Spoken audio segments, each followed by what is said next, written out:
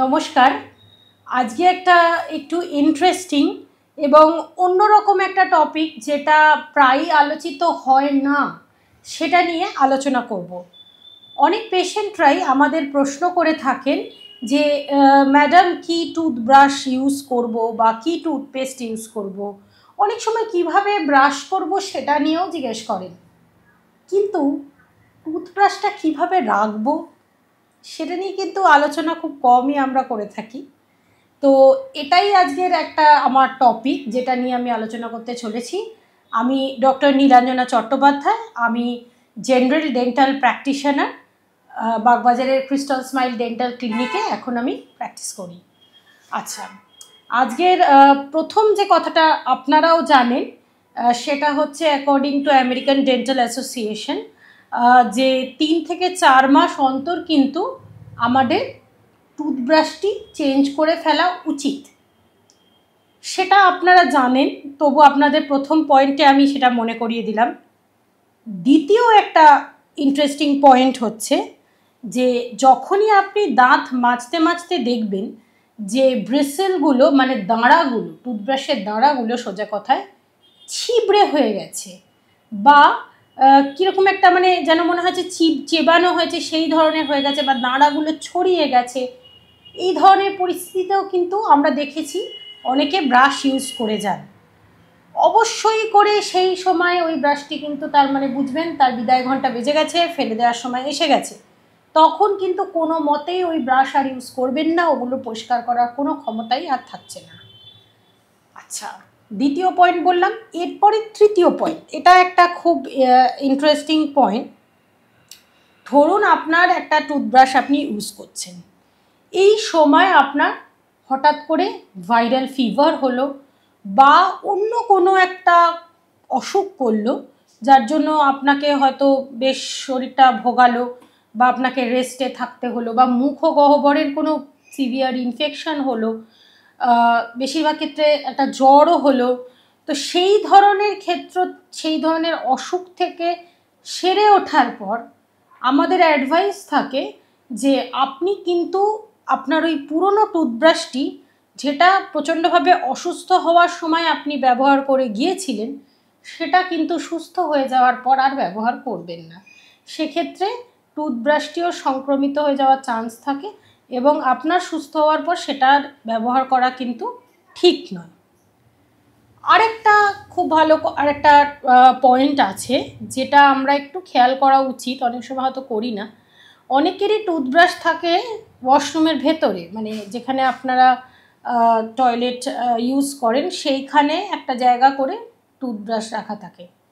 এটা কিন্তু একদম ঠিক না, কারণ প্রত্যেকবার আমরা যখন ফ্লাশ করছি তখন জলীয় বাষ্পর সাথে জীবাণু যেটা থাকে সেটা চারিদিকে ছড়িয়ে পড়ছে এবং মানে সেই এয়ারের সাথে বাতাসের সাথে মিশ্রিত হয়ে ছড়িয়ে পড়ে টুথব্রাশটি যদি সেই জায়গায় থাকে কাছাকাছির মধ্যে, তাহলে কিন্তু সেটাকেও অ্যাফেক্ট করছে, সেখানেও সংক্রমিত হচ্ছে এবং সেই টুথব্রাশ কিন্তু আমাদের ব্যবহারের আর উপযুক্ত থাকছে না। আমরা কি ওয়াশরুমে এমন কিছু করি, আমরা কি সেখানে খাবার খাই বসে? তা তো নয়। সুতরাং সেখানে রাখা টুথব্রাশটাও আমরা কিন্তু ব্যবহার করাটা আমাদের জন্য ঠিক নয়। তো এমন একটি জায়গায় রাখতে হবে যেটা পরিষ্কার এবং বেসিন বা সিঙ্কের যে ধারে সেখানেও না রাখাই প্রেফারেবল। আলাদা কোনো একটি প্রপার স্থান বা জায়গা করে সেইখানে যেখানে ড্রাই অ্যাটমসফিয়ারটা মানে জায়গাটা ড্রাই প্লাস ওয়েল ভেন্টিলেটেড, সেরকম কোনো জায়গায় রাখতে পারেন। অবশ্যই ঢাকনা একটা ব্যবহার করা যেতে পারে, টুথব্রাশের ঢাকনা পাওয়া যায়, কিন্তু আমরা বলবো তার আগে ব্রাশটি ব্যবহার করার পরে ড্রাই করতে হবে, শুকিয়ে নিতে হবে এবং সোজা করে রাখতে হবে ব্রাশটা, যাতে তার জলটা গড়িয়ে পড়ে যায় এবং তারপরে খোলা হাওয়ায় শুকিয়ে তারপর ঢাকনা দেব, তবে কিন্তু ব্রাশটা সব থেকে ভালো থাকবে। এছাড়াও কিছুদিন অন্তরই ব্রাশটাকে পরিষ্কার একটা পদ্ধতিতে করা যেতে পারে, সেটা হচ্ছে ভিনিগার এবং জল 1:1 সলিউশন তৈরি করে তাতে চুবিয়ে রাখলেও পরিষ্কার হতে পারে। অথবা এত কিছু যদি নাও করতে পারি আমরা যে ক্লোহেক্সিডিন মাউথওয়াশ ইউজ করি সেই মাউথওয়াশেও কিন্তু একটা পাত্রে নিয়ে তার মধ্যেও টুথব্রাশের মাথাটা ডুবিয়ে রাখতে পারি কিছুক্ষণ, তাতেও ব্রাশটা আবার ভালোভাবে ব্যবহার করার উপযুক্ত হয়ে যায়। তবে এই কথাটাও মাথায় রাখতে হবে যে আগের যে পয়েন্টগুলো বললাম, যে কতটা ছিবড়ে হয়ে গেলে আর ব্যবহার করবেন না, বা অসুস্থতা থেকে সেরে ওঠার পরে আর ওটা ব্যবহার করবেন না, এই পয়েন্টগুলো, বা টয়লেটের মধ্যে ওপেনলি ব্রাশটাকে রেখে দেওয়া, আপনার একই পরিবারের সবার ব্রাশ দেখা গেল যে ওখানে রয়েছে, এইগুলো কিন্তু ভালো না, ভালো হ্যাবিট না।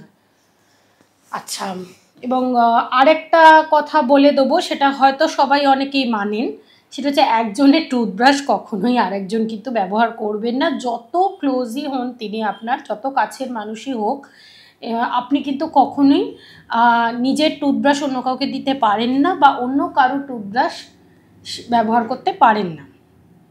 এটা খুব ইম্পর্টেন্ট একটা পয়েন্ট।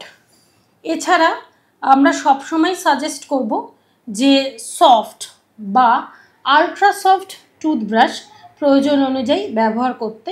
যত ভালো কোয়ালিটি টুথব্রাশ হবে তত আপনার মাড়ির ওপর চাপ কম পড়বে, এবং আপনার দাঁতের ডাক্তারবাবু যিনি আছেন, আপনি যাকে ভরসা করতে পারবেন তাকে জিজ্ঞেস করতে পারেন যে কিভাবে কি ব্রাশ আপনার পক্ষে ইউজ করা উচিত হবে। আমরা জেনারেলাইজডভাবে হার্ড টুথব্রাশ খুব একটা ইউজ করতে আমরা বলি না কাউকে, এতে ক্ষতি হয়। আমরা জেনারেলি সফট বা আলট্রা সফট টুথব্রাশই ইউজ করতে সাজেস্ট করি। মাড়ির সমস্যা যদি বেশি থাকে তাহলে নরম দাঁড়ার অর্থাৎ আলট্রা সফট টুথব্রাশ ইউজ করতে বলি, যে কোনো ভালো ব্র্যান্ডের বাজার চলতি আপনারা জানেন, সেগুলো আমি এখানে নাম মেনশন করলাম না।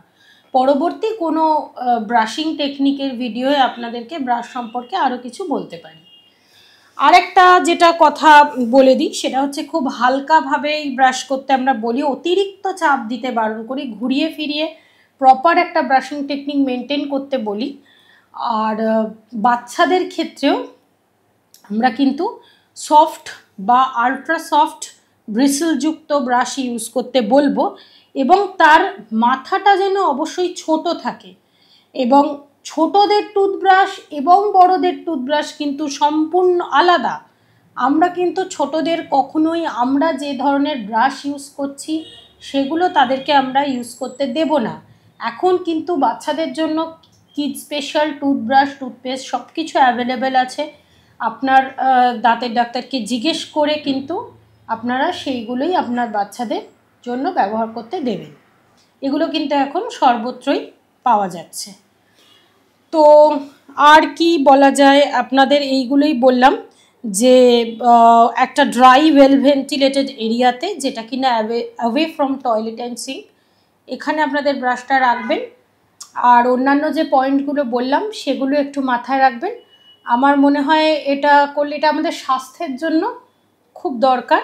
এইটা বলেই আজকের ভিডিওটা শেষ করছি।